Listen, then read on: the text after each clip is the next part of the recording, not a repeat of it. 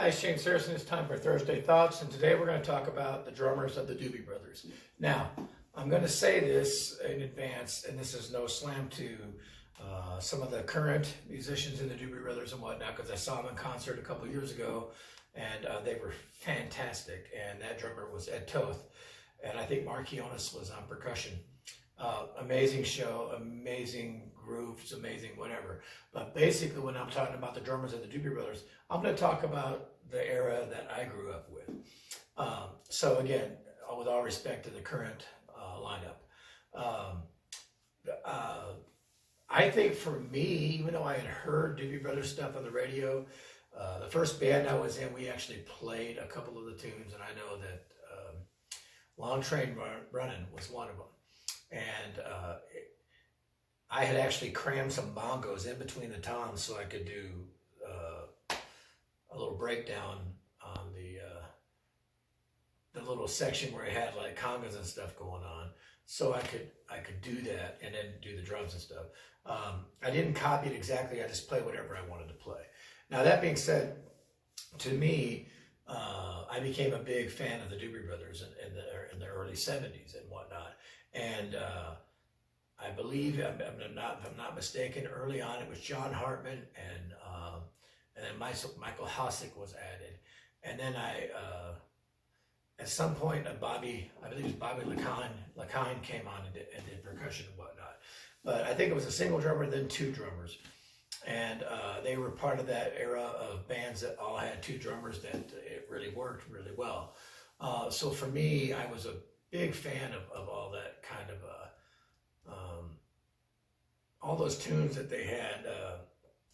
Obviously, Long Train Running and China Grove are two of the ones that I've played over and over again with different bands. I've played Listen to the Music and some other stuff too, but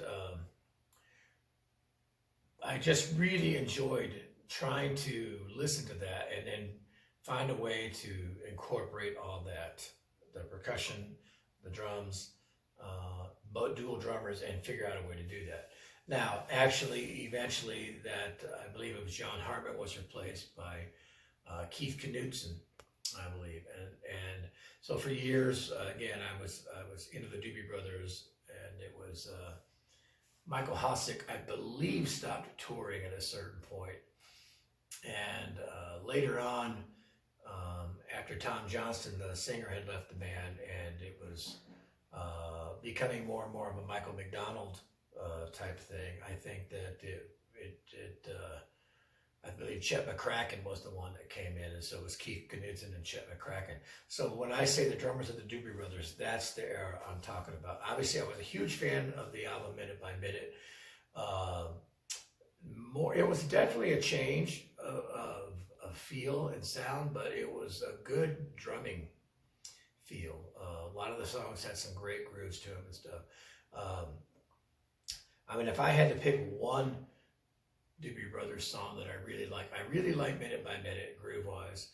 There was a tune called Dependent on You that I really liked that was off that Minute by Minute album.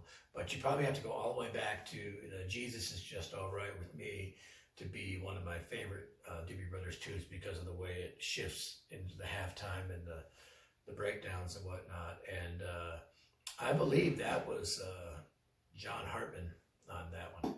So anyway, all just huge influences.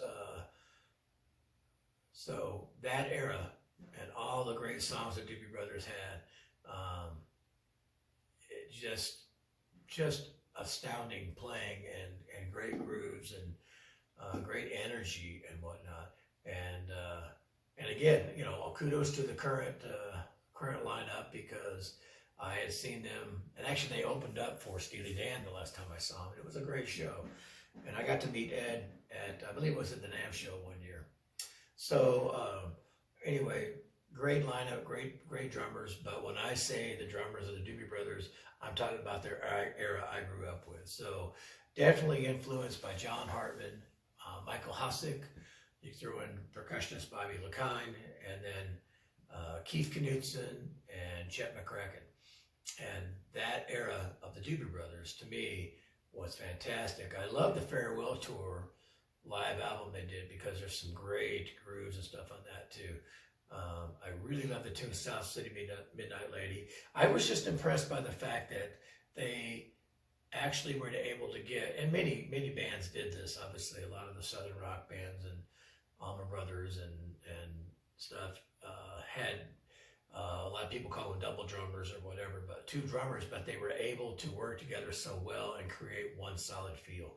So definitely an influence to me, Thursday Thoughts, the drummers of the Doobie Brothers. And if I left out anybody, it wasn't purposeful.